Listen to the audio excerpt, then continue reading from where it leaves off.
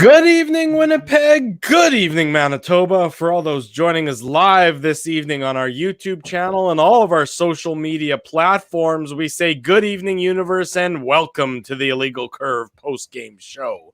With Dave Minuk, with Ezra Ginsburg, I am your host, Drew Mindell.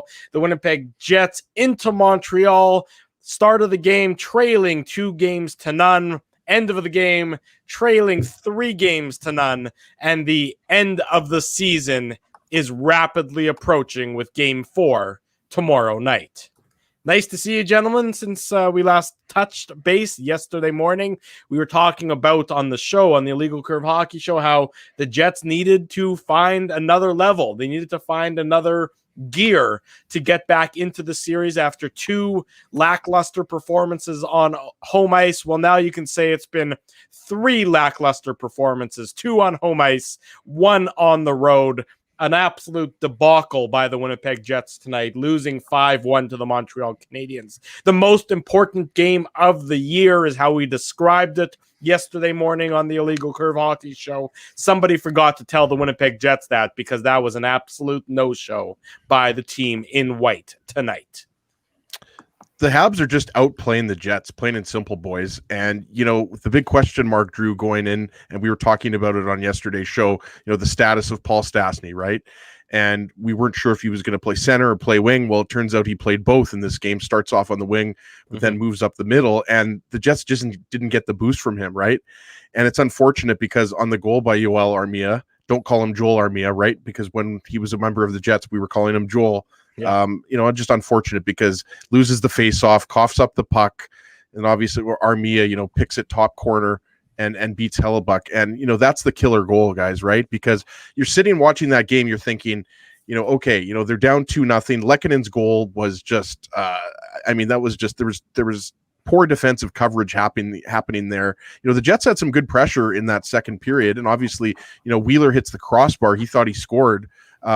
But, you know, you notice Wheeler, I mean, he was taking a picture in front of the net. I don't know what he was doing in front of the net. You know, he could have tied up a stick.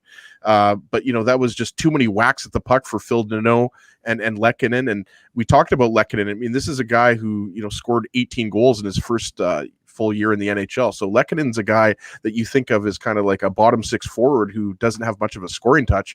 But that's just not the case. Like, this is a good player. And, you know, we've talked about the depth all series long, right, guys? Like, Corey Perry opens up the scoring. Like, this is a guy who, when the Habs acquired him, people were kind of laughing. Like, people were saying, like, Corey Perry really on the Habs? Like, is he even going to play?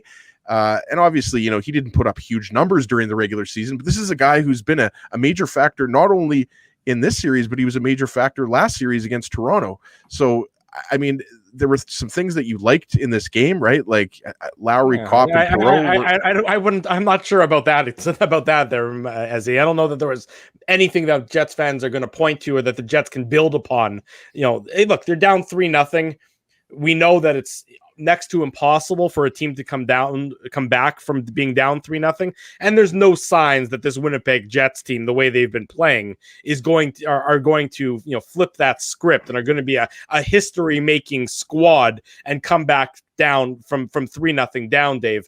This was the game you needed. If you win tonight, if you have an effort that's commensurate with the pressure you're feeling tonight, and you're only down 2-1 after tonight's game, with Game 4 going tomorrow, then it's anybody's ball game. Then it's anybody's series.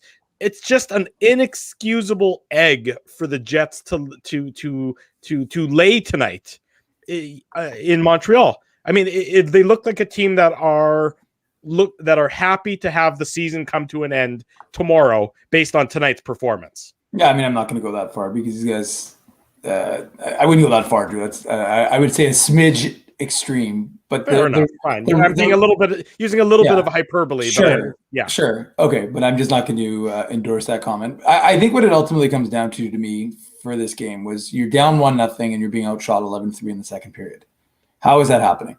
How are you allowing Montreal to dictate play in a game where you are supposed to be? The word desperation was used with Paul Maurice today in the morning availability. Urgency, that was another word that was used. And I get that you don't just try and chase a game. You don't try and chase offense.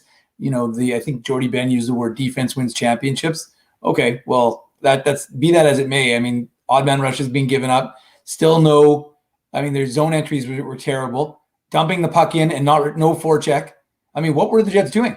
What were I mean, you get a nice play on that Perreault pass across to Adam Lowry to score the goal, but I mean, how many times could we say that the Jets looked really dangerous? Sure, Nikolai Ehlers had a few opportunities, and he scores, and it changes the dynamic of the game.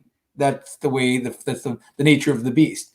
But ultimately, there were just too many things the Jets didn't do well in order to win this game. And it was a game that they needed to have. I mean, we talked about it. This was the pivotal game in the series. It's not impossible. As Ezzy talked about on Saturday, a few teams have done it in the history of the NHL, but it's a pretty remote opportunity, chance, especially given the fact that you won't have Mark Scheifele tomorrow. Paul Stastny doesn't look healthy. I mean, of course, which is to be expected. He's not. I mean, when you go from being out of the lineup to you're not coming back at 100%. I mean, you're not probably coming back anywhere near 100%. I mean, especially at this stage in the playoffs, Stastny is clearly not a fully healthy player. And like Kyle Connor didn't look great on some of the goals against. I mean, it was just the Jets were playing that. I don't know, as maybe like attention to detail. That to me is like what really seemed to be missing from this Jet squad tonight. Yeah, well, and what I was getting at, Drew, in terms of some of the things you liked, I mean, Nick Ehlers was clearly, I don't know, I'm not talking about analytics. I'm talking about watching that game. Ehlers to me was the best forward. And when other people are talking about the fact that Ehlers isn't on the top power play unit, Arpon Basu was talking about that. There were, there were other people on social media talking about that. Like Ehlers to me was flying out there, and he's usually flying out there, and he's usually one of the Jets' most dynamic players. I'll go ahead and say it. I do think he is the Jets' most talented player. But yeah, I mean, Drew, you're not going to get that when you lose a game 5-1. And this isn't one of those games where, the Jets lost 5-1 and the score isn't reflective of how the play was. It was reflective. The Habs, and I agree with Dave, the second period stands out to me as the period. Like, I realized, like, we talked about, Wheeler rings it off the crossbar, really good chance there, right? Connor had a really good chance. You guys remember Ehlers made a really nice pass to Connor, and he just kind of ran out of space. Carey Price made a good save. It was a backhand, if I'm not mistaken. Like there were some good chances from the Jets' top six, but at the end of the day, the last two games the Jets have one goal, right? And like you have to give Carey Price a certain amount of credit for this, and you have to give the Habs a certain amount. The Habs defense and the Habs forward group, they're a pretty good defensive team. But they lose Jeff Petrie, right? So like Shea Weber is basically playing with every single one of the other four remaining defensemen, right? So I mean, like the three penalties stand out to me as well, right? Like the cross checks from Pierre-Luc Dubois, Paul Stastny, Andrew Kopp, like those penalties killed any chance you had at gaining some momentum and coming back. And I realize, when it's 4-1, guys, like you could say that the game was over, but you still have an opportunity, and we saw that in game 3 of the Jets Oilers series. So you can't tell me that you can't make up a 3-goal deficit. You can't tell me that. Fine, you're right. We did see it happen relatively recently. It was last series we saw it happen. It's hard to do, Drew. But I'm just saying, like those penalties made it impossible for the Jets to come back. And that's he's right. That's the whole point. That to me was the ball game. When you're taking those penalties, you have no chance. You're not regaining momentum. You're just not going to do it. It's not going to happen. And it kills any chance you have. I mean, again, we all thought that was going to be remote, that the Jets would have any chance to come back into this game. But to the point that we all have made, we saw this in game 3 of the last series. Yep. So it's not impossible, but you can't be doing it from the penalty box. And the Pierre-Luc Dubois penalty, undisciplined. Look, the refs let some things go. Like, I don't mind if refs put the whistles away. Then put the whistles away. But I saw, like, there was one play in the first period. Nikolai Ehlers is skating in. Guy's got a stick in his hands. Should have been a penalty. If you're calling the game tight, doesn't get called. So I'm like, okay, fine. They're letting stuff go. Then they call a penalty. And again, this isn't about the refs. I didn't think the refs were the difference in the game. But at the same time, like, the Jets just have to know they were like the cop. Calling cop in that scrum. You're just not. It's not worth it. It just isn't. Like, I get that you're frustrated, but you have to have the composure to stay without taking a penalty there, because you can't come back. A 5-1 empty net goal. I mean, it's over there at that point. I mean, it was over anyways, really. But any chance was over, because look, we saw it with Matthew Perreault. You score, then you get 2 quick ones. Suddenly, you're back in a game. We're not seeing it because, you're missing Mark Scheifele. Like I said, Paul Stastny isn't healthy. And you're Kyle Connor's not doing anything. Pierre-Luc Dubois isn't doing anything. Nikolai Ehlers, I agree with Ezzy. He was trying, but there's not enough guys. I'm going to use the ultimate sports cliche, and I hate myself for doing it, but there's no I in team. It's supposed to be a team game. We talked about it. This is supposed to be a collective unit, and everybody was playing like individuals out there. Which Jets players tonight played with the requisite amount of emotion, given the circumstances, given the stakes that tonight's game had? The difference between 2-1 and 3-0. Ehlers, Lowry. I mean, you can count them on one hand. There weren't very many, to your point, Ezzy. Exactly right. The answer is not very many. And that, to me, I don't know. Speaking of Lowry, like, obviously that was a beauty pass by Matty Perreault, who seems to always turn his game up when he's playing in his home province, right? But what was Josh Anderson doing there? Like, to me, that was another opportunity that the Jets, if they score a goal, they might make it interesting. Let's be honest, the game was over at that point. And Adam Lowry would have ripped his head off. Like I don't know what Anderson was thinking there by taking that stupid penalty and then kind of taunting Lowry. Anyways, I didn't like that. When you're up 4-1, you can taunt guys. That doesn't bother me. If Josh Anderson wants to taunt the Jets when they're up 4-0 or 4-1 in the game and they're up, it's unsportsmanlike. Don't give me that nonsense. Win the game.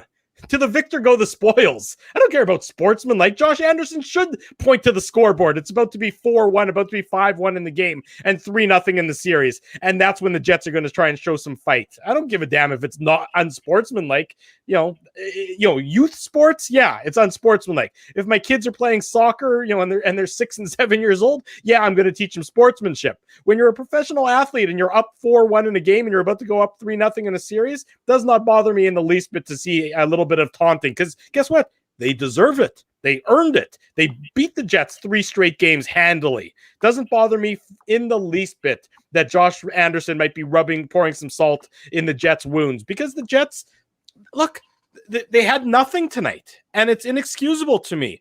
And I think they had nothing. I mean, look, you can't excuse Paul Maurice here as well. To trot out the same defense that he did after game 2, when the defense couldn't do anything, it is crazy to me. To not have, I know there's injuries, and I know there's a suspension to Scheifele, but the line for the Winnipeg Jets that sets the tone, game in and game out, and is the most consistent line for the Winnipeg Jets, that is the Kopp, Lowry, Appleton line. Do you know how many minutes they've played together this entire series? 0.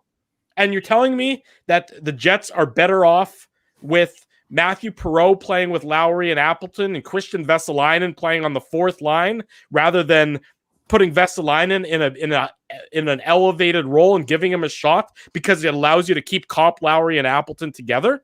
Look, if Kopp, Lowry, and Appleton play together, this game, they set the tone for the Jets. There's nobody in the Jets forward group today that was setting a tone at all. There was nobody who was going to try and drive that bus, just because they all looked like, to Dave's point, they all looked like a bunch of individuals who really weren't sure about how to play with one another. It starts, that's Maurice's fault. The players certainly hold a fair bit of blame. There's no shortage of blame to go around for the Winnipeg Jets performance in tonight's contest and in the series so far. And, last series, we praised Paul Maurice. A lot of people praised him as out-coaching Dave Tippett. Well, Dominic Ducharme, who's a rookie NHL head coach, who's only the interim head coach of the Montreal Canadiens, is absolutely schooling Paul Maurice in terms of coaching so far this series, in my opinion. Yeah, I mean, I don't think you could give the edge to Paul Maurice in this series for sure. But I think when you look back on this series, what's going to stand out to most people watching, these 3 games is the lack of offense from the Jets. And yeah, they scored 3 goals. One of those goals was late, coming from Kyle Connor to make it a little bit interesting. And then the Habs added that empty netter. But I mean, that's the story here. Like, Blake Wheeler doesn't have any goals through 3 games. Andrew Kopp doesn't have any goals through 3 games. Pierre-Luc Dubois doesn't have any goals through 3 games. A lot of players don't have any goals. 22 games to be precise, as well. But I mean, there's a lot of guys that I mean, Kyle Connor's got the 1 goal in the series, and I just think that that is to me, what really stands out, and I agree, Drew. I mean, we talked about it on Saturday's show. I would love to see Cop, Lowry, and Appleton together. And when you start, using the line blender, it's one thing to mix up the lines when you're not creating a lot of offense, but Maurice did it twice, right? Because we talked about Stastny starts on the wing, and then what do? You move Stastny up, and then it goes back to what the Jets were having. Sorry, Ezzy, let me just say this. If Stastny is healthy enough to play center at any point in time during that game, and clearly he was because they used him at center, he should have started the game at center. That's where he should have started. And that allows you to make some changes. That allows you to move Andrew Kopp back to where I think he belonged with Lowry and Appleton. Look, I just think that I just think Paul Maurice sort of, some of his decision making and his lineup making and his lineup decisions sort of tied the Jets' hands behind their back a little bit in tonight's game. I do believe that. Jordy Ben, I mean, what did you see from Jordy Ben that the Jets couldn't get out of their own zone in game 2? So you trot back out with the same defense? I mean, what's the downside of using Ville Heinola? And I won't be surprised if he uses Ville Heinola in game 4. But guess what? At that point in time, it's a day late and $1 short. I don't know why you'd use Ville Heinola at this point. If there was any game you were going to use him, it's this game. And you know what? We can, sit here all night long and talk about that. But I don't think many of us expected Heinola to go in, right? Like we talked about it on yesterday's show. We said it could be an option, but based on look at what happened, down the stretch. How much did Heinola play? He didn't play as much as we thought he was going to play. What did he play? 2 or 3 of the last 10 games, Dave? I'd have to go back and look, but he certainly didn't play, half or anywhere close to, the majority of the games, right? So I didn't necessarily think Heinola was going in, but again, I don't know. Like Jordy Ben obviously didn't play much tonight, and that's not the reason why the Jets lost. And again, Hellebuck kept the Jets in it in that second period, right? Like the Nick Suzuki save, stands out to me. Cole Caulfield and Nick Suzuki have been tremendous for Montreal. I mean, they've got a lot of great performances, but I mean, at the end of the day, the Jets have enough firepower in their lineup, even without Mark Scheifele, that they should be scoring more. I really believe that. And I realize that, a guy like Pierre-Luc Dubois, he's probably battling something. Paul Stastny, you mentioned it, Drew. He's clearly not at 100%. He might only be, around 50%. But there's other guys that can put the puck in the net, right? Like we talked about it.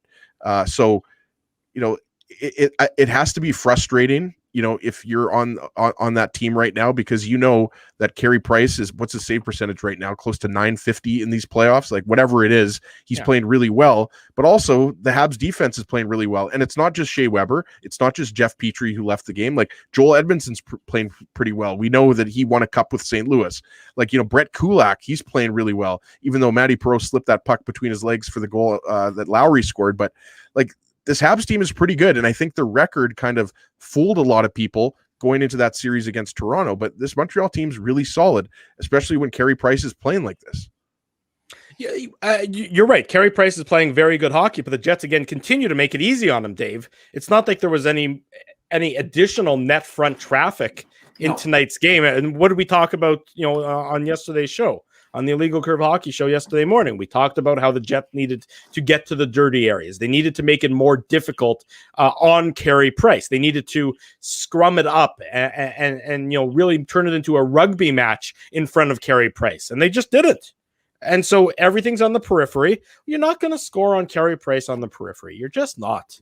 He's too good of a goalie. Even, when his regular season results at times have been, haven't been what they have been, 5-7 years ago in his career. He's still too damn good of a goalie to make it that easy on him. And the Jets, they did it again. They made it easy on the opposing goalie, and you wonder why you're down 3-0 in the series now.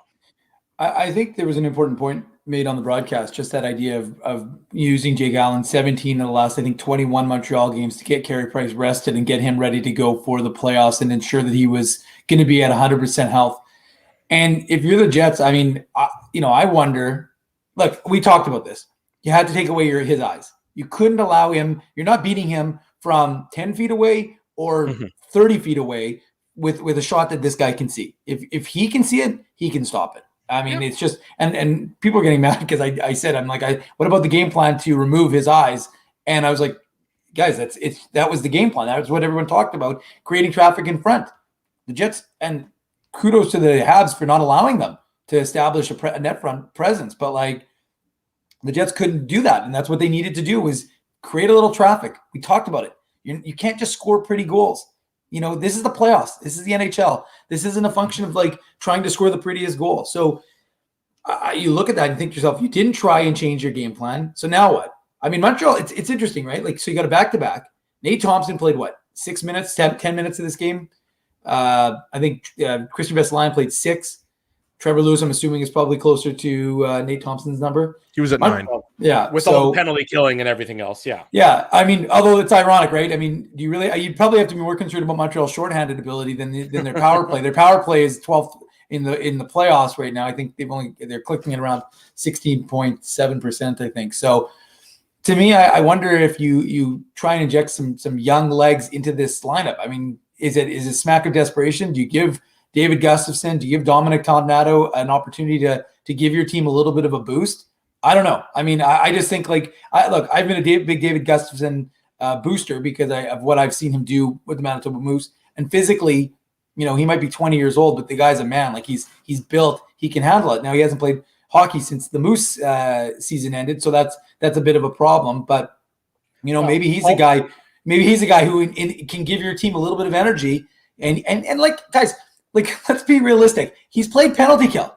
He's played penalty kill for the Manitoba Moose for the entire season. So the whole point of this is like, we talk about you don't want to put a guy in from the AHL, like a guy who's going to play your top line minutes, your in the first line, and make him a fourth line checker. To be honest, you kind of what they're doing with Christian Vesalainen. But David Gustafsson, first of all, again, first line center with the Manitoba Moose, but he plays penalty kill. So if you want him to play center in the NHL or even on the wing, he can go in there and he can handle penalty kill responsibilities. I'm just saying it's time to do something because you can't have the point as he made.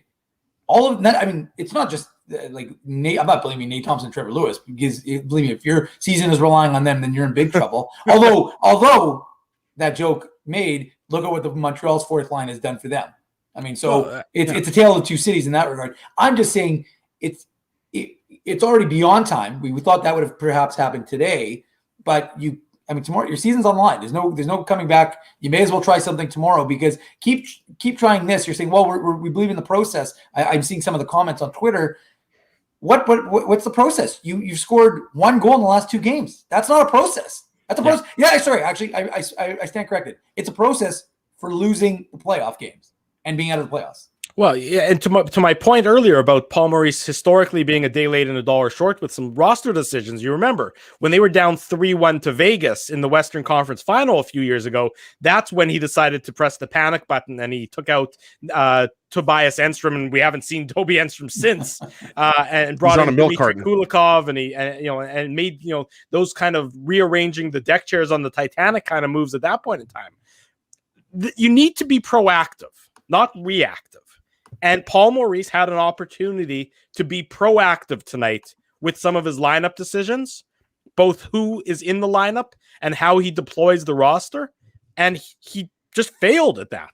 See, to me, I think it's more like, look, I really, it goes back to what we talked about for weeks during the regular season with Ville Heinola. Let's not beat that dead horse again. I think Ville Heinola, we know that he would have given them that puck moving ability that Jordy Ben doesn't offer you. He was not going to win the Jets this game, right? Like, this is a game when you're down 2-0. It's the same old cliche, but like your best players have to be your best players. Same thing with the Toronto Maple Leafs guys, right? Like, again, like, just because the Leafs lost that 7-game series doesn't mean that Austin Matthews and Mitch Marner aren't, 2 of the best players in the NHL, especially Matthews. Like, it's hard to argue that, he isn't the best goal scorer in the NHL, but like you just can't say that right now. And don't get me wrong, like Mark Scheifele's absence, I don't care what anybody says. I don't care what anybody in the media, fans, it's massive. That's your best offensive player. But Kyle Conn is your best goal scorer. Nick Ehlers is your most dynamic player. And I really did think, Ehlers was really noticeable tonight. Like, he was creating offense. But at the end of the day, guys, like, you have to show results. You have to score on Carey Price. And a lot of people have struggled to score on Carey Price. Like, he's arguably a Hall of Famer. If you ask me, he's probably not arguably a Hall of Famer. He is a Hall of Famer. But, like, this is not Carey Price goalieing the Jets.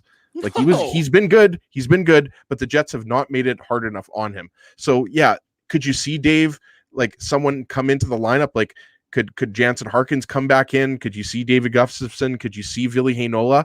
Maybe, but I really do think if the Jets do end up coming back and winning a game or winning 2 games, it's not necessarily going to be because of those moves. Those guys could help, but they're not going to be the determining factor in whether or not the Jets make a miraculous comeback. Because I agree with you, Drew. Like, 4 teams in the history of the NHL have come back. It's a monumental task. But if you're the Jets, you're saying, well, I mean, we came back in game 3, scored 3 goals in 3 minutes.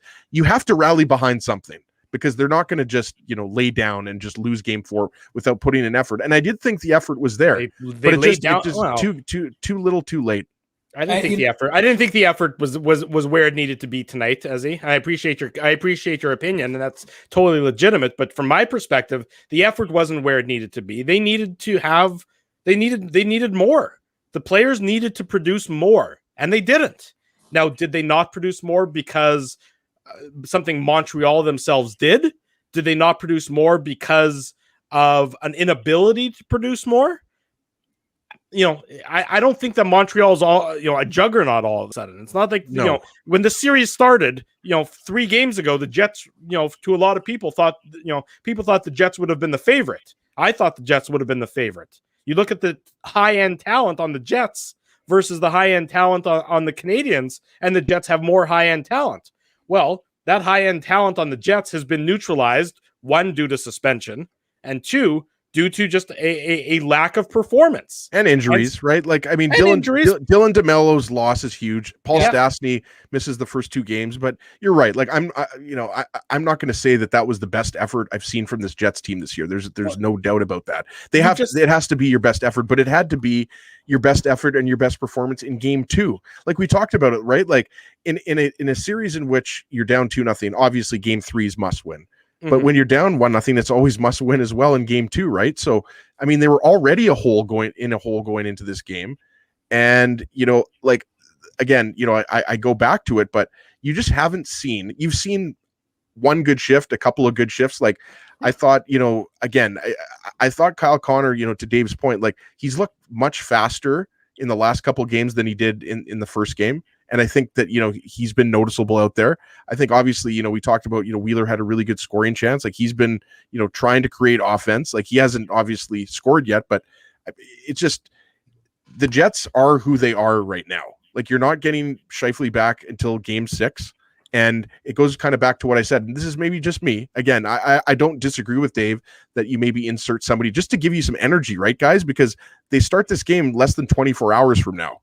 So it couldn't hurt to put in, a Jansen Harkins. We know what he did last year in the bubble, or it couldn't hurt to put in Ville Heinola. Really, the argument would be like, what do you have to lose? I just don't think, unless Connor, Ehlers, Wheeler, Dubois, unless these guys get going, series is going to be over in 4 or 5. And I would suggest that probably the key is putting those guys into roles where they're going to have success, and you're going to show what their talent level is. I mean, Christian Vesalainen can try and be a 4th line grinder, but Christian Vesalainen isn't a 4th line grinder. So why are you doing that to him? David Gustafson can go and be a 4th line center. It's not a problem. He's probably looking towards being your 3rd line center eventually anyways. So that's kind of where you're thinking for him. So it's not the end of the world, because he's one of the most defensively responsible players I've watched. Jansen Harkins is a guy, very cerebral. You could play him on the 2nd line and he'll facilitate, or you can play him on the 4th line and he'll be responsible. So you got to play to your strength. Throwing a guy in the lineup and just saying, well, we got Christian Vesalainen in. The hell is Christian Vesalainen going to do with 6 minutes and 38 seconds in a game? I mean, the kid's got an unbelievable shot, and people can say he's a bust all he wants. He's not a bust. He's a decent player. I'm not saying he's like going to go and take over the playoffs, but I'm just suggesting that you have to give him a path to success. And right now, playing him with Nate Thompson and Trevor Lewis and grinding the game, I know that the playoffs are about working your opponent down, but that's not Christian Vesalainen's game. So no, the 4th line, you mentioned it, Dave. They barely played. And they didn't have an impact on the game. All I'm saying is, if you put Perreault on that 4th line where he's played well with those guys anyways, if you're going to keep those guys in the lineup, and you put Vesalainen, in an opportunity for success, Andrew Kopp, to Drew's point, he's looked better with those guys on the 3rd line than I think he's looked on the 1st and the 2nd line. Yeah. So, it's always like the problem with the Jets is it's always guys one level above their pay grade, right? And so you've got like Tucker Pullman when he's playing with Logan Stanley on that third pairing. Tucker Pullman's fine. When he's with Tucker Pullman up with Josh Morrissey, it creates a little more chaos. And Derek Tucker Forbort, Pullman, all Jets players today in time on ice. Tucker Pullman played 24 minutes and 46 seconds, which is 3 minutes more than any other Jets defenseman. I mean, look, Tucker Pullman, when he was, like you just said, Dave, when he was playing with Logan Stanley, that made sense. That was a good role for him to play on the third line. Tucker Pullman shouldn't be, not that Tucker Pullman's at fault for tonight's result or anything like that. So I'm not blaming Tucker Pullman, but the fact that he played almost 25 minutes in a 60-minute hockey game is just utterly bizarre. I mean, I just don't get that. I don't understand how that happens. And I know that, look, there's nobody on the Jets defense who is anything to write home about. But I don't know how the defense gets the minutes get allotted that Tucker Pullman plays that much in the course of a game. Yeah, I agree. And, we talked about it during the regular season. We talked about it during the playoffs. Like, and that's why Dylan DeMello is such a huge loss, because Morrissey and DeMello are so effective in a shutdown role.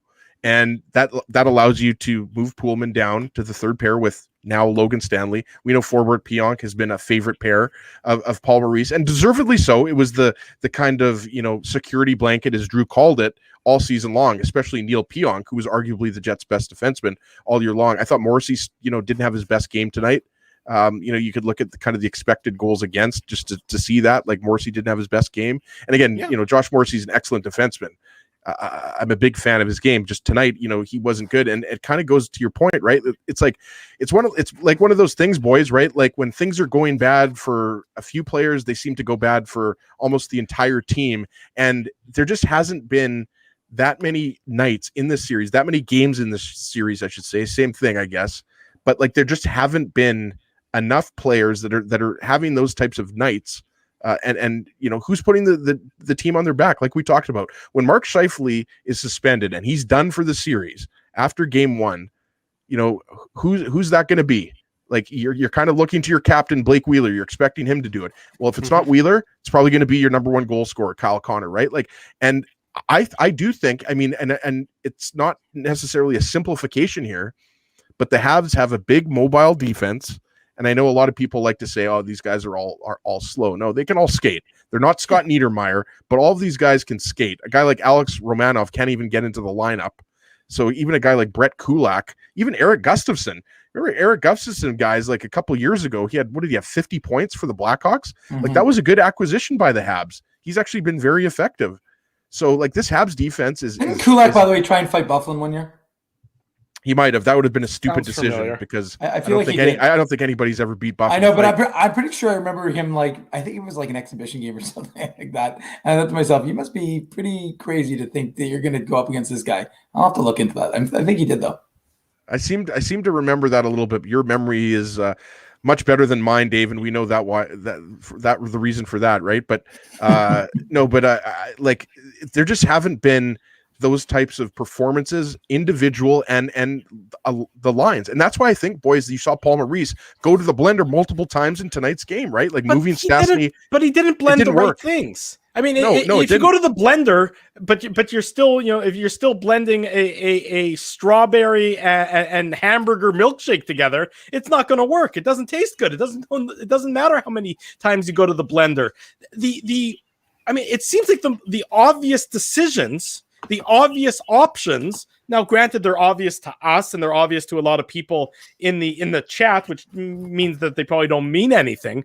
But look, Christian Vesalainen, to your point, Dave, it just doesn't make any sense. I don't know why at any point in time why you would think Christian Vesalainen as a fourth line forward, that's going to be the ticket to success. That's putting a guy in a position to succeed. It isn't. I mean, and if I know that, and you guys know that, and the people in the chat know that, and everybody else can sort of see that, and I'll tell you what, Christian Vesalainen knows that as well. Why would it succeed? What evidence was there that should succeed at any point in time? And there wasn't any, because it wouldn't. You're playing them with Nate Thompson and Trevor Lewis, two guys who are not going to create offense. So you're putting a guy who's offensively inclined, who's got a very good shot, and you're just hindering his performance. You lose Dylan DeMello, and that's a huge loss, and we talked about it. And you lose Dylan DeMello, and what does DeMello do? Well, he's very good at skating the puck out of your own zone. He's very good at making a good first pass. And who do you replace him with?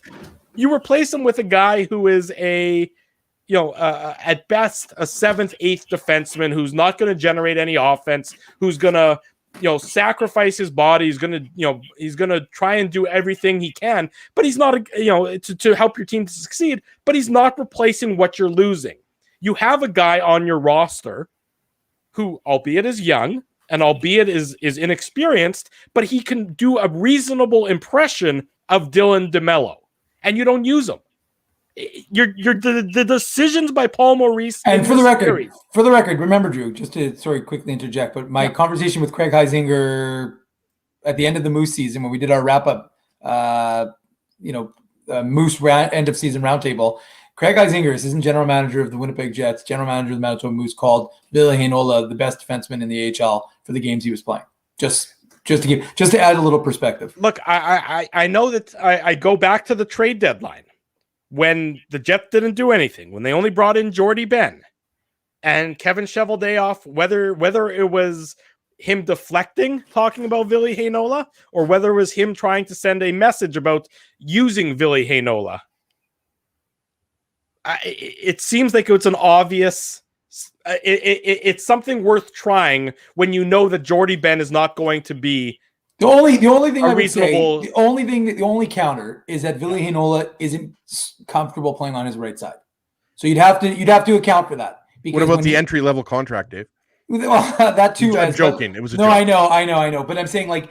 The reality is like when Morrissey and Heinola played together earlier in the year. Granted, it was only one game. I mean, at this was stage, it 1 game or 2 games? Might have been 1 or 2 games. I mean, an Ottawa game and they played a Toronto game. I'm just saying when he and Dylan Samberg were paired together in the Moose, it was Samberg who said he'll go to the right side because Heinola wasn't super comfortable playing on his off wing, so on the offside. So that would be the only factor. But I mean, again, don't get me wrong. He's still a very talented guy.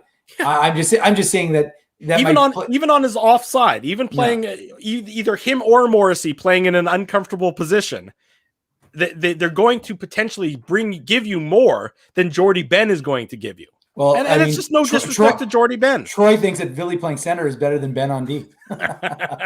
That's it's just it's just a little frustrating to me. Drew, I think people are liking your rants tonight because Parallax says you can't handle the Drew. You can't. That's funny. You can't handle the truth. Yeah, most people who know me would definitely agree that they can't handle me. But, I'm pretty sure that's Drew's burner account, by the way. I want to say, well, let's take this opportunity to say good evening to everybody that's joining us. It is Sunday evening. This is the Illegal Curve post-game show. Drew Mindell, Dave Manouk, Ezra Ginsburg. We're talking about the Jets' defeat to the Montreal Canadiens, a 5-1 Jets loss. If they were behind the 8-ball before, now they're really behind the 8-ball, trailing in the series 3-0. It could be over as early as tomorrow night when Game 4 between these two teams goes again in Montreal. While you're here, while you're watching, while you're chatting, while you're listening, be sure to smash the like button. That's all we ask of you. We ask 2 things of you. Smash the like button and keep the conversation in the chat window nice and respectful. You can disagree, but just do so in a respectful manner. That's all we ask of you. Keep it clean like Jerry Seinfeld's stand-up routine, right, Drew? Never swears. If you want to go with that analogy, that certainly works for me, Ezzy. Keep it clean because the only Ezzy, Dave, and myself can personally insult one another. That's how this show works. Look, it's just, again. I was expecting an insult there, Drew. I thought you were going to go after Dave or me. I got to be honest. I'm struggling a little. Our former producer Timmy Debehan is in the chat. What's up, Timmy? Nice to see. Good morning there. Good evening to you there, Timmy. I'm struggling a little bit. I got to be honest. I'm feeling the effects of my second dose. Hold on. I agree with what Alan said, but hold on. Let me just pull it up on the chart on the screen. Where to go? Hold on. This is a good one. Those 2 quiet guys. I didn't realize I was signing up tonight for the Drew Mindell experience. As did you? No, but I was listening to the Jimi Hendrix experience a little bit earlier. But hey, I think Drew is expressing frustration that I think a lot of Jets fans feel out there, right, guys? Like let's not forget that this Jets team swept a pretty good Oilers team that has a couple of good superstars in Connor McDavid and Leon Draisaitl. Obviously, I'm being, very tongue-in-cheek there. I mean, those are the two best players in the world right now, or at the very least, they're, two of McDavid is the best player, but the point is they're both top five guys. So, I mean, the Jets came into this series on a big high. And yeah, if the Jets ultimately lose this series, which down 3-0, there's a good chance they will lose this series. A lot of people are going to talk about, the 8 or 9 day layoff, whatever it was. That's not a factor after the early part of the first game. Like, you're not going to use that as an excuse. The Jets were relatively healthy, coming into that game. But let's be honest, similar to what happened in the bubble last year against Calgary, when you lose two key players, and it just happens to be, Mark Scheifele again, similar to last year when Matthew Tkachuk took him out with that questionable hit. Obviously it's a suspension, not an injury here. But, I mean, it shows you that maybe, this Jets team is a little bit more fragile than we thought. And we saw this team, go through some really tough times throughout the season, namely, the 7-game losing streak and losing the 9 out of 10 games. But, I mean, let's be honest, guys, they've gone through adversity. They've persevered. And you can't use that as an excuse. You can't use, what happened towards the end of the regular season as an excuse, because they swept the Oilers. Again, let's not forget about that. And obviously they weren't able to continue that momentum into this series. But games 2 and 3, they just haven't made it hard enough on Montreal here. Like, it goes back to what we said. Yes, Carey Price is one of the best goaltenders of all time. But Carey Price hasn't, Dominic Hasek'd the Winnipeg Jets here. Like, it's just been lack of offensive creativity, lack of offensive chances, lack of zone time, lack of possession. Like, the Jets haven't had the puck enough in this series. Well, it's just been dump in like Cassie Campbell talked about it on the broadcast. Like, you've seen it a little bit where the Habs have worked down low. And look at Corey Perry's goal, Drew. Like, Corey Perry's goal, that was like a goal that you would see 10 years ago in the NHL. He just kind of works the puck down low, uses his reach, uses his big body, and just kind of, curls around and shoots the puck. And could help. And he does it against Connor. He does it against Connor and Wheeler and Kopp. Exactly. It was the Habs' fourth line against the Jets, whatever you want to call it, top line or second line, whatever, because the blender was out, obviously. They were in the midst of a line change, obviously. Dubois hadn't come on for Kopp yet. But the point is that it wasn't, like Perry was doing that against, Nate Thompson, Trevor Lewis, or Christian Vesalainen. And so it's a disappointing game, guys. Like, when your season's on the line, game 2 was disappointing as well. But, tonight's game, really, I think it's going to be tough to recover from, because, Mark Dumont mentioned it on yesterday's show. There might be 5,000 fans at tomorrow's game. And whether it's 2,500 or 5,000, that every single person in that building, unless there's Jets fans in attendance, are going to be bringing their brooms. I saw there were 2 Jets fans in the opening shots of in the crowd earlier tonight. But, so 2,498 fans are. They didn't have anything to cheer about, that's for sure. And that would have been a long night being around all those Habs fans as they were celebrating, and the ole. Yeah, exactly right. Maybe they probably just got rid of their Jets jerseys pretty quickly there. But to your point, Ezzy, about the Jets' approach, I haven't been able to discern what their strategy is or what their approach is in the course of this series in terms of generating offense. You knew watching against Edmonton, so you saw them play as that 5-man unit, and you saw them, you could sort of identify what they were trying to do in order to succeed. I haven't been able to discern, what the strategy is. In the pregame, before the series started, what did the Jets identify as their opportunity to attack the Montreal Canadiens? Because I have no idea. And is that a testament to how Montreal's played? Certainly, to some extent. But it's also a testament to how poorly the Jets have played, in that you haven't been able to identify what the approach is, what the strategy is, what the thinking was, where they saw an advantage that they could take, that they could try and use to their avail. Yeah, no, I agree with you 100%, Drew. And I think, this is something we touched on for those who were watching, the Saturday morning show yesterday. Like, Montreal takes Montreal takes away. They close those gaps. You know, they're a big defense. You know, they've got good defensively responsible forwards. It's tough to score off the rush, and it's tough to, you know, create turnovers on them. So what do you have to do? I mean, you have to not only have a good tenacious forecheck, but, you know, you've got to create something down low. And, you know, cycle is something that's, you know, cliche in hockey, but like sometimes that's what you have to do. And you have to have the puck, you have to possess the puck and make something happen, you know, with you know, your three forwards, and hopefully your defense can get activated. There hasn't been enough where the Jets have had the Habs on their heels, Drew. And that speaks to your point in terms of like, what was the game plan? And, you know, you could say all you want about, you know, attacking with speed and playing fast and everything like that, and, you know, generating speed through the neutral zone and getting pucks deep and getting pucks behind the defense. Well, the Jets didn't do much of that. Like you've seen a few nice goals in the series, but you just haven't seen it enough. Like you've seen maybe a good, 3-4 minute stretch. You haven't, how many like consecutive good periods have you seen? Well, first off, the Jets haven't led at all in this series in 3 games. So that's a big problem. The Habs have always scored the first goal and never relinquished the lead, but you just haven't seen a good shift followed by a good shift followed by a good shift. Well, to your point, Ezzy, about the need for the Jets to, you know, to have some shifts where they cycle and they grind. I mean, the Jets are a team that, you know, their top 6 is built to succeed off the rush.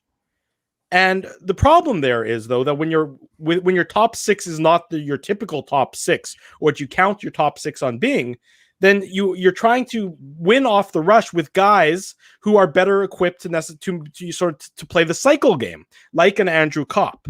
So, but then the Kopp and then the Lowry and Appleton and Perreault line, they haven't been able to cycle at all during this series. So, you know, it's a combination of, you know, your top 6 are built to play off the rush, but your top 6 is not the same top 6 that would do that. And then your bottom 6 that could potentially cycle isn't the same bottom 6, so they can't do that either. So whatever your typical strategy is, or whatever your typical approach is, you no longer have the personnel deployed to play that kind of style. That's why I think having Kopp, Lowry, and Appleton, if, you know, reuniting them where they should have been reunited for today's game, that would have been, that at least you would have had a line there that, you know, their identity. And then if you move Perreault back to the 4th line with Thompson and Lewis, that line knows their identity. Instead, you have these 4 Winnipeg Jets lines where none of them know what their identity is supposed to be. Are we supposed to be off the rush? Are we supposed to be a cycle team?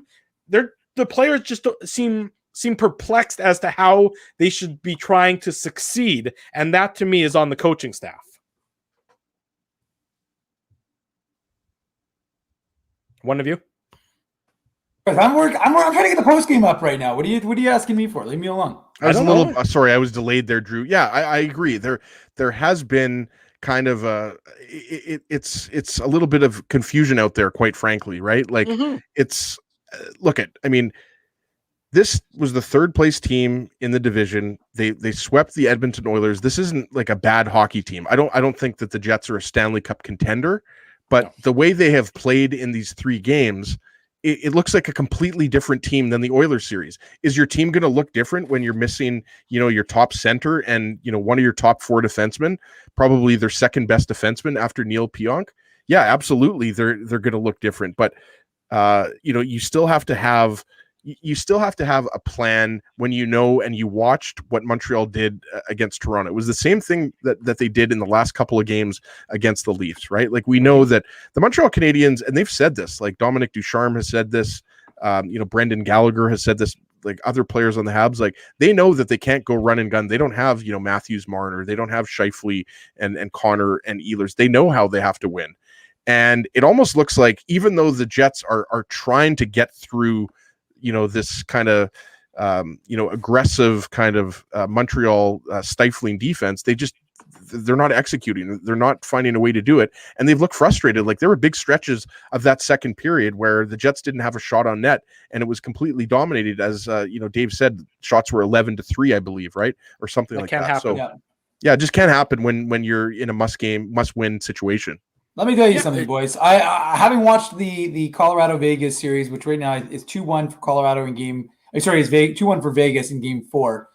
Whichever team plays those teams, is likely getting pumped. I mean, it just doesn't seem like it is a. I watched the game 2. It was unbelievable. I watched game 3. Yeah. That was unbelievable. Even Tampa, Carolina, I was watching that game. That was exciting hockey. Whole different world. We use this throughout the course of our doing the Saturday show. We said this is the NHL. That's like the KHL. I think we used the wrong. I think we need to reverse that because these North teams don't look like they're in the same class as the teams that are down south right now. I would agree completely with that. I'll tell you what. Let's go to break. We'll take our only commercial break. When we come back, we should have Jets head coach Paul Maurice have his post-game media availability. Much more to come. While you're here, smash the like button. That's all we ask of you. You're listening, you're watching, you're chatting with the Illegal Curve Hockey Show. We're live on YouTube and all of our social media platforms. Keeping Winnipeg laughing for over 30 years. Rumors, Canada's longest-running comedy club, bringing you the biggest laughs from the best comedians on the planet. Jerry Seinfeld, Chris Rock, Jon Stewart, Dennis Miller, Brad Garrett, the greats, and all the up-and-comers too. When was the last time you laughed out loud? Make it a great night out with friends, or book your office or birthday party. Even a fundraising event at Rumors. Get all the details and dates on upcoming shows at rumorscomedyclub.com. Hey, Drew. Ezzy, whoa, what a smile! Yeah, I got my crowns done at Linden Market Dental Center, and they whiten my teeth. I see. They're so bright that every time I smile, they go, "We have hockey tonight. Do you have a mouth guard to protect those pearly whites?" I sure do.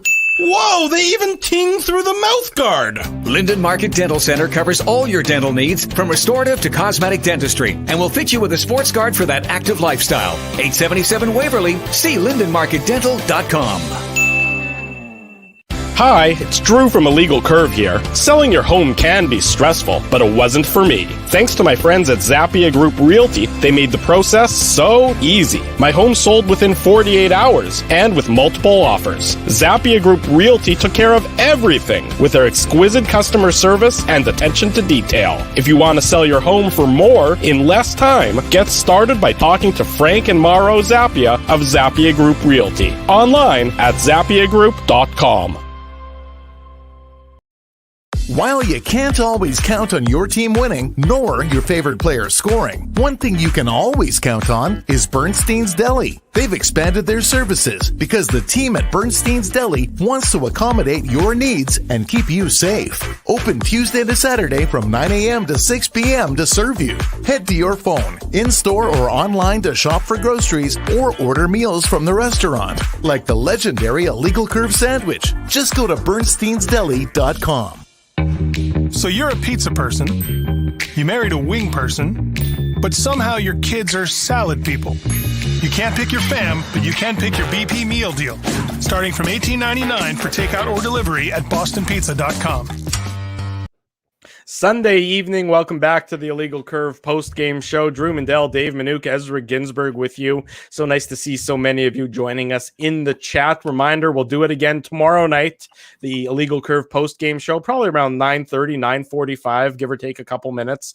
Will it be the last one of the regular season? Pardon me, of the 2021 season? We will find out tomorrow night. If it's not, the Jets will obviously come back for Game 5 here in Winnipeg, but they are certainly behind the 8 ball now, down 3-0 to the Montreal Canadiens after losing tonight by that 5-1 margin. Winnipeg Jets captain Blake Wheeler met with the media a short time ago. Let's hear what he had to say. Tonight, and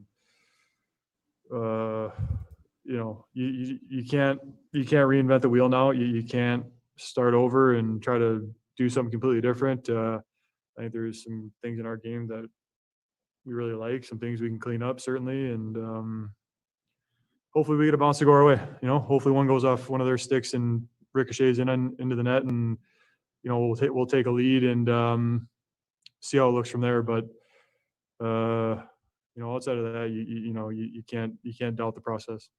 Go back to Ken Weed for a follow-up. Go ahead, Weaver. Like to make that hesitation and then rattle the shot off the bar. I mean, just what's going through your mind when you see you beat the goalie, but it hits the bar and goes out of play there?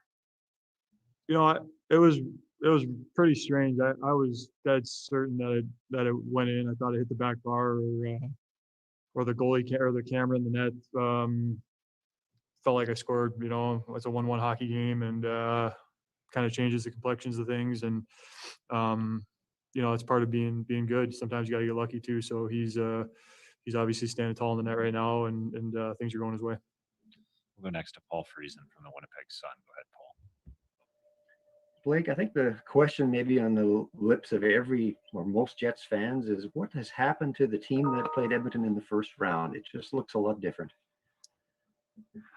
Yeah, well, it feels a lot different too, Paul, because you know, we had a lot of things go our way in the first round, and I think we played a team with high expectations, and we were able to use the pressure against them. You know, I think we were able to use some of that pressure and kind of just, you know, force it upon them. And from there, you know, like I said, we had some things go our way, and we were able to play the series on our terms. And so far this series, you know, we take 10 days off. Game 1 we don't like. You know, Game 2 is a little bit better, but still not quite ourselves. And I think we started the game right tonight. And it just, when you play against a team with a goalie the way he's playing, and you know, once they get a lead, it completely changes the way they play the game. You know, it makes it tough, and certainly we're pressing right now too. We'll go next to Jeff Hamilton from the Winnipeg Free Press. Go ahead, Jeff. Thanks, Gregor. Hi, Blake. Montreal hasn't trailed in a game for 6 straight, obviously, through the first 3 here. You mentioned kind of on your terms, how challenging is it to play in games where, not that you're constantly chasing, but you're not getting that early edge? Yeah, well, I mean, you are chasing the game because, you know, now some of the things that we're doing and having success with, you know, we get a little bit too aggressive and it's a 2-on-1 the other way, or, you know, you can control big chunks of the game, like I think we did in the second period there for a little while, and instead of having it be a tie hockey game or, you know, pulling ahead or what have you, you know, they come down the ice and score a goal, and it's like, I mean, just it's hard to kind of keep building yourself up when, you know, the things you're doing that are giving you success, you're not getting rewarded for. And then, you know, it seems like any little mistakes you're paying for. We'll go back to Jeff Hamilton for a follow-up. Go ahead, Jeff. It's been a unique year, Blake, obviously, but it's also been a unique playoffs with these back-to-back games. What do you make of kind of going right back at it less than 24 hours later? I mean, I think it's great for us right now, to be honest with you. I think having to sit in the hotel room all day tomorrow and stew on that one, you know, I think you'd have a lot of guys burning inside. So it's nice to get right back at it tomorrow, and hopefully we get a good feeling in our room and kind of start to rebuild ourselves. And I mean, we got to win a hockey game, right? No different than it was today. We got to win one game and then see what happens. Just a couple more for Blake. We'll go next to Carter Brooks from Game On. Go ahead, Carter. Hi, Blake. You kind of just touched on it with the quick turnaround, but how does the mentality change now that it's a 3-0 series lead from Montreal rather than a 2-1 heading into this important Game 4? I don't think I mean, because it hasn't been 2-1 yet. So we never really thought that way. It was 2-0. So I don't think our mentality changes at all from 2-0 to 3-0. Obviously, you know, you lose one more game. We all know the consequences of that. But I think the thought process is very much the same. You know, just we got to stay together. I think that's the strength of our team this year. And certainly when, you know, you lose Mark, you know, we got to rely on the depth of our team. That's been the strength of our team all year. 4 lines that can be effective and you know, produce and get the job done. Final question to Scott Billick from the Sun. Go ahead, Scott. Thanks, Gregor. And hey, Blake. You were on the Bruins team that was up 3-0 and lost that series. What do you remember about, you know, what a win for the other team can do at 3-0?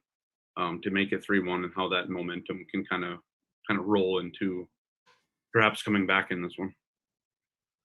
As if my night can't get any worse. You got to bring that one up. No, I mean, these are all learning experiences. Unfortunately, I've had to learn some tough lessons in the playoffs. That being a really tough one to learn. I mean, it's no different than what Montreal's doing right now. I mean, they were dead in the water, down 3-1 to Toronto. everyone was packing their bags, getting ready to go to Toronto after Game 5, and they got one out in overtime, and momentum swings. So that's all it is. It's the playoffs are all momentum, and right now they're an extremely confident team in what they're doing, and they're getting results from that. And we're on the other side of the pendulum right now, where we don't have a ton of confidence, and we're kind of scratching and clawing to find it. So that Game 4 can flip everything on its head, and then you just build tension, and that's what we got to do. We just got to find a way to try to win a hockey game, and then we can breathe. Then we can breathe a little bit. They can kind of have to think about it for a couple of days, and then it slowly builds, and that's what happens. Thanks very much, Blake. There he goes, Winnipeg Jets captain Blake Wheeler addressing the media after tonight's loss by the Jets to the Montreal Canadiens, a 5-1 defeat. The Jets in tough now, down 3-0 to the Montreal Canadiens, and that was really the bulk of the Blake Wheeler of media availability discussion there, sort of talking about, how do they find the hope? How do they inch their way back into this series game after game? And of course he said, it's good that they get right back at it tomorrow with the second half of the back-to-back. Maybe you get that one game. If you play well in Game 4, maybe you can plant some seeds of doubt in the heads of the Montreal Canadiens. But from my perspective, given what we've seen so far, it's going to take more than just one win for those seeds of doubt to really formulate, and for those seeds of doubt to flourish, and for those seeds of doubt to blossom into anything other than a Montreal Canadiens series win at this point, gentlemen. Are we doing gardening here right now, Drew, with all of this seed talk?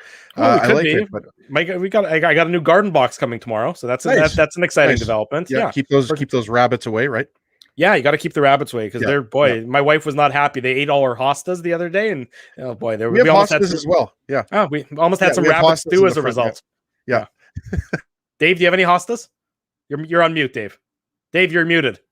When you talk about, I was going to say, sadly, I actually do have hostas. Unfortunately, I was going to make fun of you two losers, and then I realized, oh shoot, I do actually have some hostas in the yard, so I can't actually make fun of this level of conversation. It kind of makes sense, because there's a lot of hostility between the three of us, right, Dave? Yeah, so, exactly. No, I mean, it's going to obviously take a lot to get a series win here. Wheeler touched on it, with starting it with one win. But you're right, Drew. Maybe if the Jets win a couple of games, and especially if they're able to kind of figure out this stifling defense. But he touched on something that to me stands out, and we've watched a lot of hockey over the years, boys, and this does look like a frustrated group, and I think that frustration did boil over in those 3 penalties. And you can say whatever you want about the way the Jets have played in this series, but when the Montreal Canadiens took that too many men on the ice penalty, you're thinking, okay, this is the Jets' chance here. Yeah, this is their chance to come back in this game. And giving up a shorthanded goal when you did that in Game 1 is absolutely killer. It was Game 1, right? Because Lowry scored the shorthanded goal in Game 1. Lowry was it Game 1 or 2 when they gave up? No, but when I think as he's frozen, so I'm not sure where he. I don't never think sounded so Montreal good. scored it. Yeah, Montreal. Yeah, exactly. Montreal. I was up early, and I should go to bed right after this post game show is over. Montreal hasn't scored a shorthanded goal prior to tonight, but that's a killer, and that's going to kill all of your momentum. And then you take the penalties, and it makes it even worse. Tyler Toffoli scored a shorthanded goal in Game 2. That was the what only are you guys goal. Talking about. I couldn't even see. I blacked out. I couldn't even remember the only goal that was scored in Game 2. Yeah. Well, in our defense, you guys didn't remember it either. No. In our defense, your mic froze. We actually couldn't hear what you were saying. Yeah, it sounded very garbled. Yeah. Okay. Regardless, my performance has been pretty weak these last couple minutes, but you kind of look like Jets tonight, Ezzy. Well, and again, we talked about it earlier on in the show. It's obvious for me to say, Ehlers hasn't scored a goal, Wheeler hasn't scored a goal, Kopp hasn't scored a goal, Dubois hasn't scored a goal in 3 games, but that is ultimately what it's going to come down to, and why the Jets are down here, because their top players just aren't putting the puck in the net. And yeah, Wheeler could talk all he wants about, he thought that puck went in, it didn't go in. So I mean, it's not luck I mean, look at if you like analytics, the analytics have not favored the Jets in the series. Ezzy, are you talking about the advanced analytics? Well, yeah, exactly. That's painful. I mean, I watched that. I'm thinking, I don't understand. Is that really considered? Is that the name of the company? That's got to be the name of the company. No, it's AWS. That's Amazon Web Services. Whatever it is, it's embarrassing. I like, it's so embarrassing. I'm like, this is not advanced analytics. I don't know. Anyways, it's the story here. You have to score more goals, and they haven't. And yeah, maybe they win game 4, but I think it's going to be really tough for them to win 4 games in a row.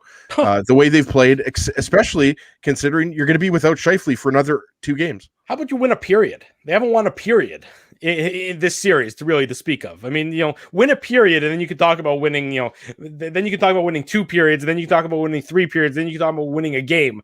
I mean, winning 4 games in a row would be, look, there's no evidence. There's nothing that's been on display through the first 3 games of this series that would say anything that this Jets team can do anything other than maybe win a game, maybe 2 in a row. I mean, there's no evidence at all presented that this team is about to stage an epic comeback. There just isn't. I mean, tonight would have been the night. Tonight would have been the night to show that you have the requisite cojones to be able to push back against Montreal and impose your will a little bit. We didn't see it. And like I said, in that second period, you're down 1-0 and you're being outshot 11-3. That to me is the part and sure, Ehlers hits a crossbar, Wheeler hits a crossbar, could have made it a completely different game, but you don't, then it's 2-0, then it's 3-0.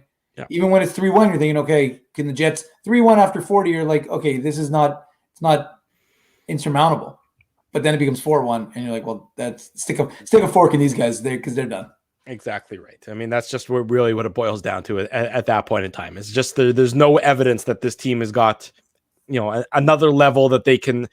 That they have. There's no question they have another level, but there's no evidence that level is at such a higher level that they can come back and win 4 in a row.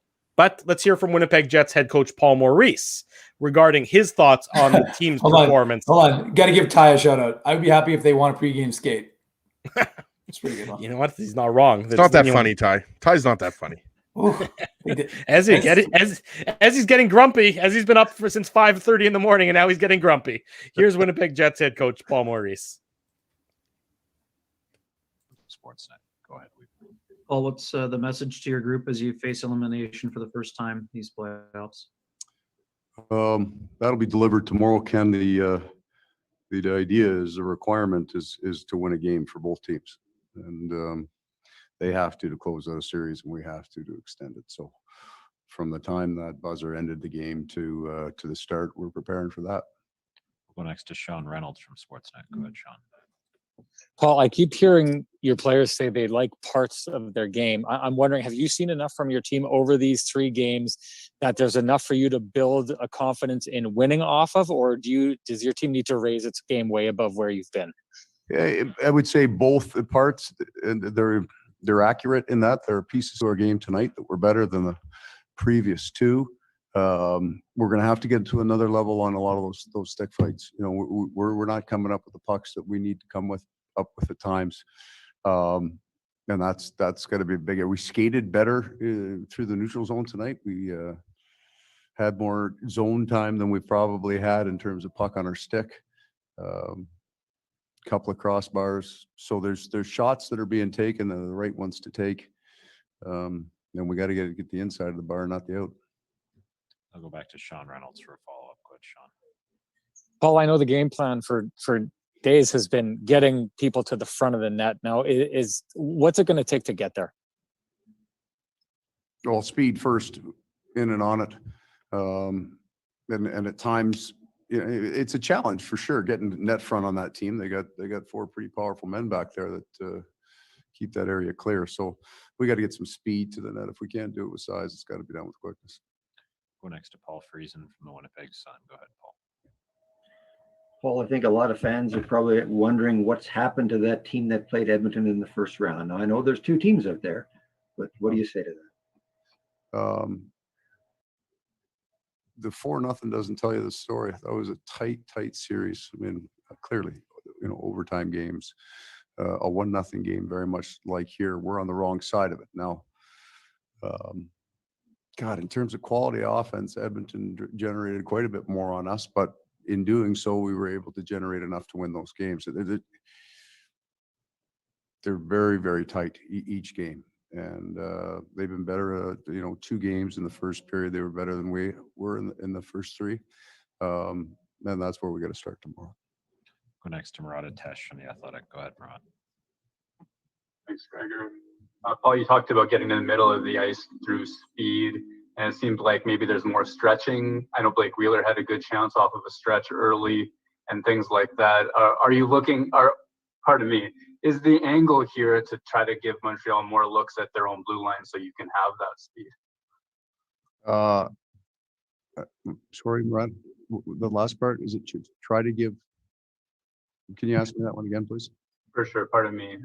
Is the goal with maybe some of the stretching and with the speaking to speed right now to just give yourself more options at their line?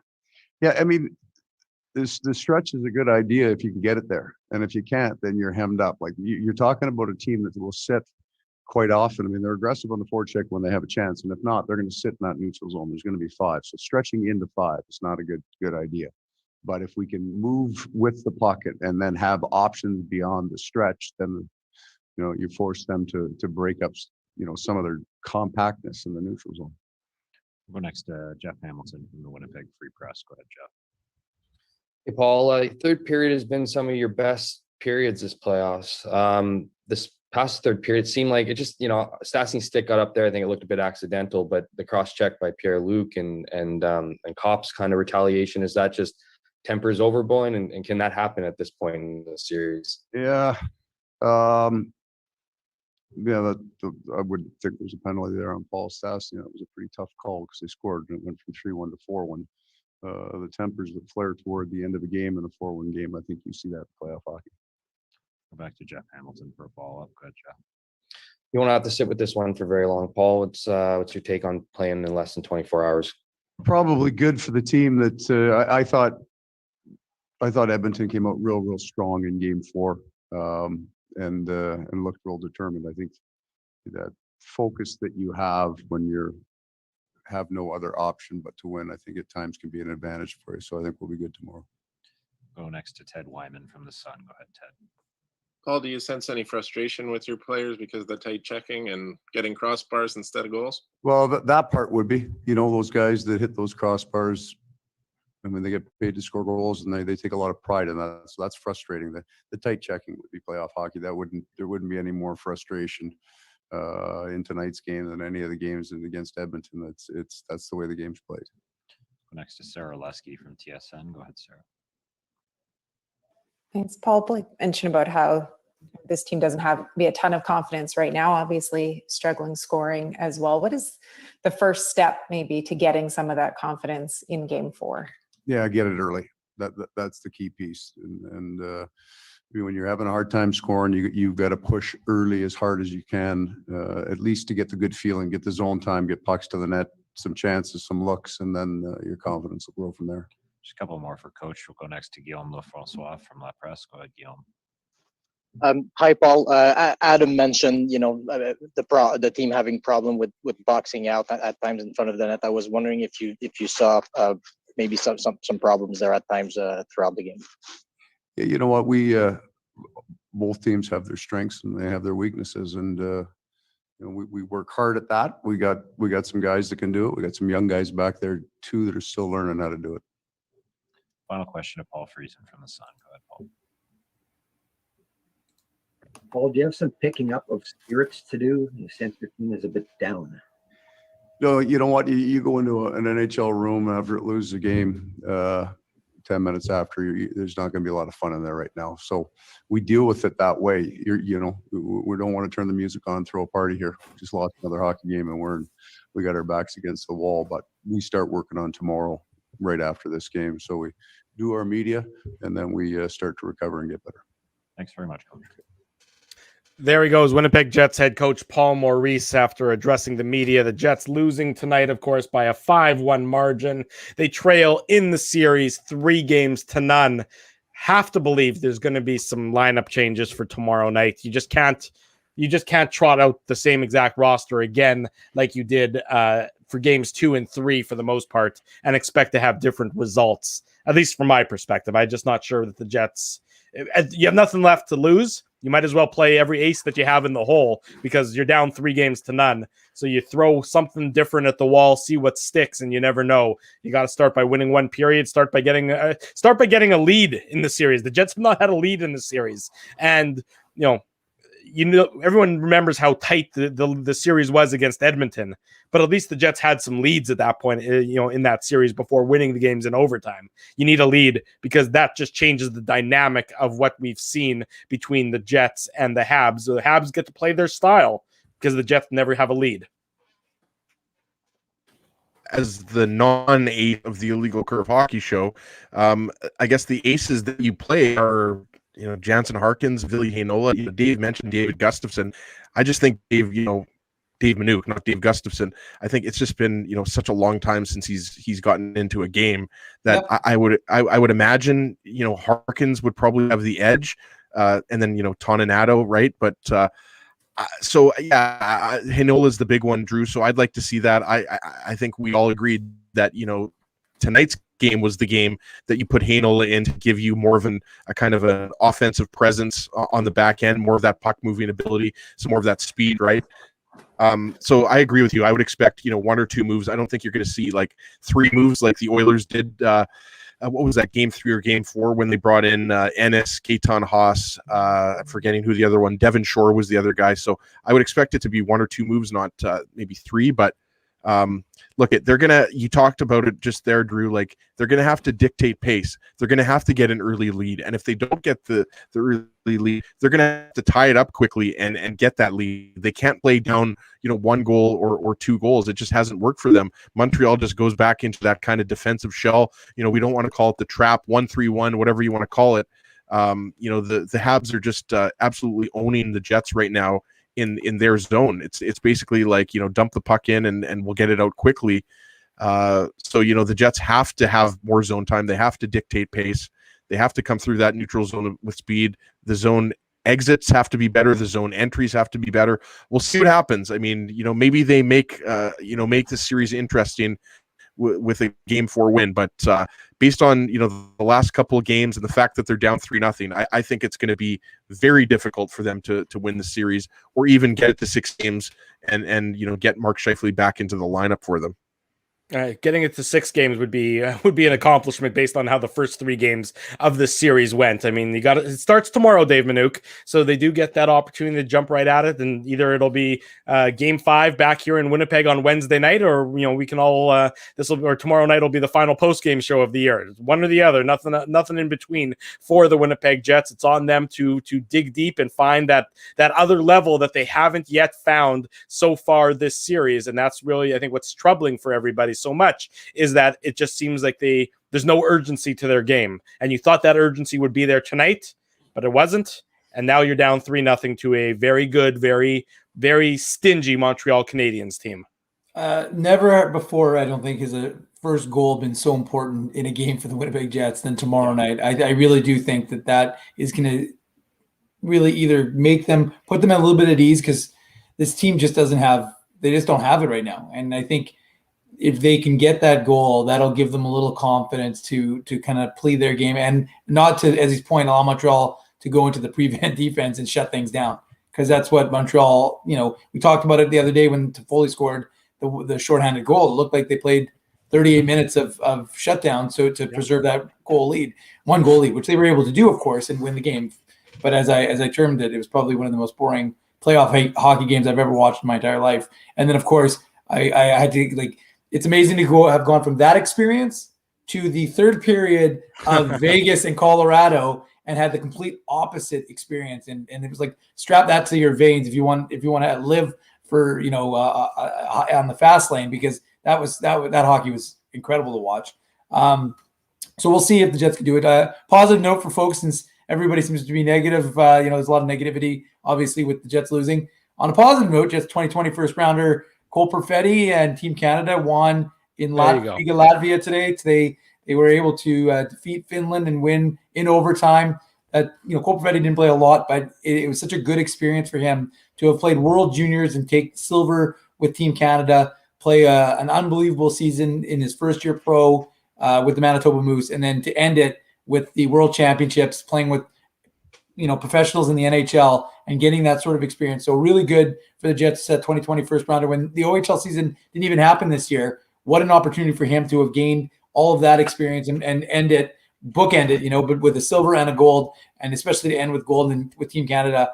Pretty remarkable experience for him. So that's probably the one positive for Jets fans if they're looking for something, is that Cole Perfetti has really, as Craig Eisinger told me, I want to say maybe 2 weeks ago when I spoke to him on their Moose wrap up, he said what a acceleration for this young man this year has been for him, and this can only increase that. So that's probably the one positive. I'll end the show on some positivity. There you go. Dave Minuk always looking for the bright side of things, and Cole Perfetti certainly the bright side for his performance this year, and Team Canada winning gold when it really looked for a while there like they weren't even going to qualify for the playoff round at the World Hockey Championships. That's it for us with the Illegal Curve post-game show. If you want more post-game talk, Kenny and Rennie have started. We'll be back tomorrow night right around 9:30, 9:45, somewhere around that. We'll either be talking about a potential Game 5 on Wednesday, or we'll be talking about the end of the Winnipeg Jets season. Nothing in between. Want to say a big thank you and a big shout out to our sponsors, Rumors Restaurant and Comedy Club, Linden Market Dental Center, Bernstein's Deli, Zappia Group Realty, Boston Pizza, and our friends at Seagram's. Support these fine businesses because they support Illegal Curve Hockey, and they make this show possible. On your way out, if you haven't already done so, be sure to smash the like button. That's what we want from you. Leave your comments. Let us know what you like. Let us know what you dislike. Unless it's about me, I don't want to hear that because I'm my ego is very, very fragile. For Dave Minuk, but you're double vaxxed though, fully vaxxed. I am fully vaxxed, so that's a good thing to. I can hang my hat on that. So that is a good feeling as well, Ezzy. You're right about that. For Dave Minuk in the top right corner, for Ezra Ginsburg in the bottom of the screen, I'm your host, Drew Mindell. Thanks for watching the Illegal Curve post-game show. We'll see you again tomorrow night. And until then, we wish you good night and good luck.